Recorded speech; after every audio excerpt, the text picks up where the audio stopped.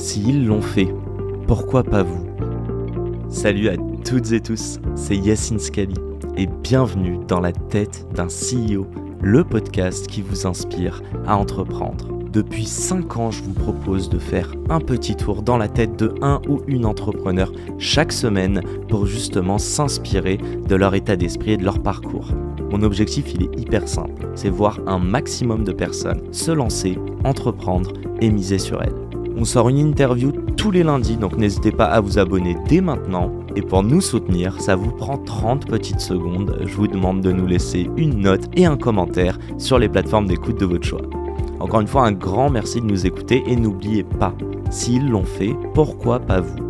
Bonne écoute à toutes et tous. Les amis, avant de vous laisser entre les mains de Mike et Adélie, j'aimerais remercier notre partenaire du jour. C'est DataShake, l'agence numéro 1 pour la gestion de vos campagnes Google Ads et Facebook Ads. DataShake, c'est une agence qui a été créée par 2 anciens de Google et elle est spécialisée en acquisition de trafic digital. Alors concrètement, ils vous permettent de générer du trafic qualifié sur vos sites pour augmenter vos leads ou vos ventes. Ils gèrent vos campagnes SIA et SMA, vous accompagnent en SEO, produisent vos créas et gèrent toutes vos campagnes d'emailing. Ils ont déjà géré plus de 200 millions de budget publicitaire pour plus de 400 clients que vous connaissez déjà comme BNP Paribas, Conto, Chanel ou encore Penny Lane. D'ailleurs, DataShake, on a reçu son CEO et fondateur Rémi Bendayan, c'était l'épisode 144 que je vous invite à aller écouter. Bref, si vous souhaitez faire un audit gratuit de vos campagnes et améliorer vos performances en acquisition, je vous invite évidemment à les contacter sur datashake.fr. Encore une fois, un grand merci à DataShake de nous permettre de vous proposer cet épisode qui, je l'espère, vous inspirera à entreprendre. Bonne écoute à toutes et tous.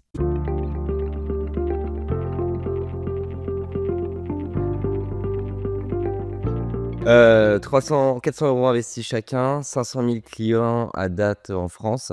Ça en fait des oreilles, hein, quand il Ça pense. fait beaucoup. Ça Écoute, et le temps que ça hit mon cerveau. Mais 1 ok. million d'oreilles, tu te rends compte? Et 10 millions de chiffre d'affaires en 2024. 10 millions d'eux. Ouais. On s'est parlé il y a quelques mois.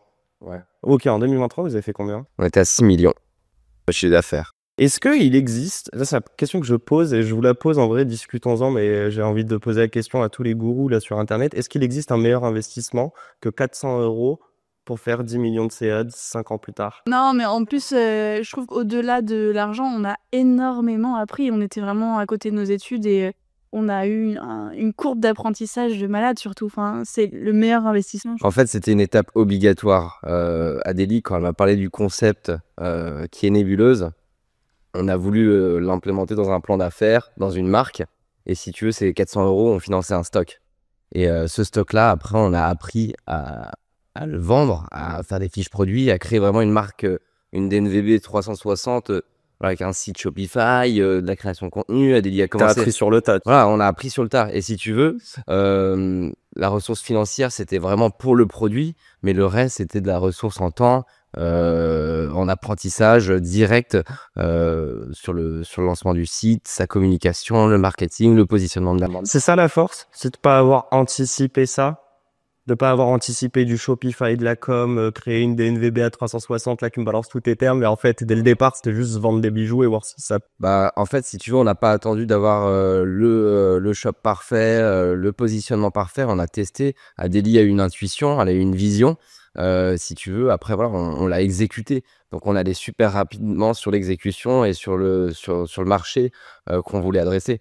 Et si tu veux, c'est là où on a commencé à tester, à itérer. Et puis après, voilà, avec plus de ressources financières, on a pu mettre plus de budget en acquisition, améliorer les produits. Adélie, après, s'est pris un goût sur la création de bijoux. Parce qu'au départ, c'était sur Vous du catalogue. l'externalisiez, même la créa. Au tout départ, donc jusqu'à... C'est la première année de Nébuleuse, je dessinais pas parce que je savais même pas que j'avais des talents de créatrice en fait. Je dessinais pas et en fait, c'est avec l'usine avec laquelle on travaille toujours aujourd'hui, qui a un catalogue avec plusieurs références qu'elle proposait. Donc moi, au départ, j'ai commencé à faire une sélection de bijoux, voilà, toujours avec un sens avec les étoiles, toujours une petite DA étoilée. Et donc, au départ, on a proposé des collections, c'était plus des drops de bijoux. Et puis après, je me suis dit, mais moi, j'ai vraiment envie de... Je veux pas être une boutique de bijoux revendeurs en ligne, tu vois. Moi, je voulais vraiment créer une marque de bijoux qui a du sens, de la valeur pour les gens. Et pour nous, je pense que c'est super important. Donc, j'ai vu avec mon usine dans quelle mesure je pouvais créer mes propres bijoux, créer mes propres collections autour de thèmes étoilés. Vraiment, je voulais créer des thèmes bien définis où on pouvait un peu voyager, etc., dans plusieurs thèmes. Et donc, voilà, j'ai commencé à créer mes bijoux. Et c'est là où on a vu une grande différence aussi sur l'impact sur la communauté qu'on était en train de créer. Et donc, à chaque fois, les collections sont très attendues parce que c'est un nouvel univers qu'on propose. On fait voyager les clients dans des mondes un peu merveilleux, des mondes qui font rêver ou des mondes qui font un peu écho à notre enfance. Enfin, quelque chose vraiment qui nous sort du quotidien. Et donc, voilà. Aujourd'hui, je crée les bijoux et c'est l'une des passions que j'ai dans Nébuleuse. Et expliquez-moi juste une chose, il y a deux choses. On va reparler de la marque, ça va être un gros morceau parce que je pense que, comme tu l'as dit, c'est facile de faire des bijoux, mais demain créer une marque, transmettre des émotions, faire en sorte que c'est ce qui est scalable. Je pense que c'est pas facile. Avant ça, vous avez parlé de, je sais pas, étincelle, puis après on s'est dit ok, non, t'as dit que je pense Adélie avait une conviction et puis vous êtes passé à l'exécution, l'action. Pour autant, je suis sûr et certain qu'entre vous deux, il y a de la complémentarité.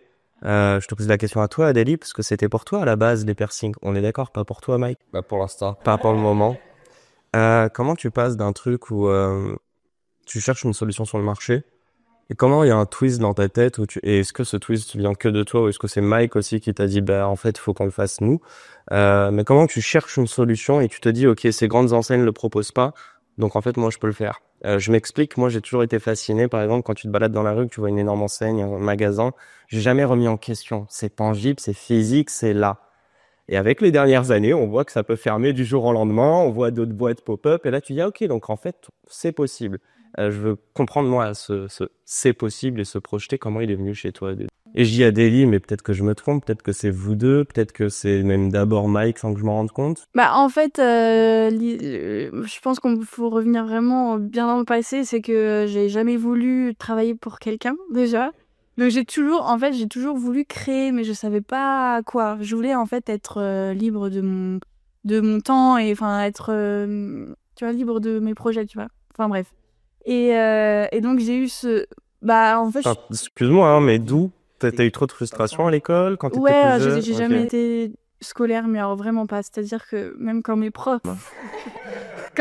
me donnaient des devoirs, dans ma tête, j'étais là genre, mais pour qui elle se prend pour choisir mon planning de ma soirée quand je vais rentrer des cours, quoi. Enfin, genre, je ne veux pas faire, tu vois. Ok. Non, c'est bien, elle aurait pu être délinquante, hein. C'était délinquante ou entrepreneur. Non, mais en plus, j'étais pas une mauvaise élève, c'est juste que je comprenais pas ce que je faisais là et pourquoi, en fait, je comprenais pas pourquoi j'étais là. C'est la fin de cet épisode. S'il vous a plu, prenez 30 secondes pour nous laisser un commentaire et une note sur la plateforme d'écoute de votre choix. On a encore des dizaines d'épisodes en stock, donc je vous laisse fouiller. Et d'ici là, n'oubliez pas, s'ils l'ont fait, pourquoi pas vous? Encore une fois, un grand merci de nous avoir écoutés et à très vite pour un nouvel épisode. Ciao!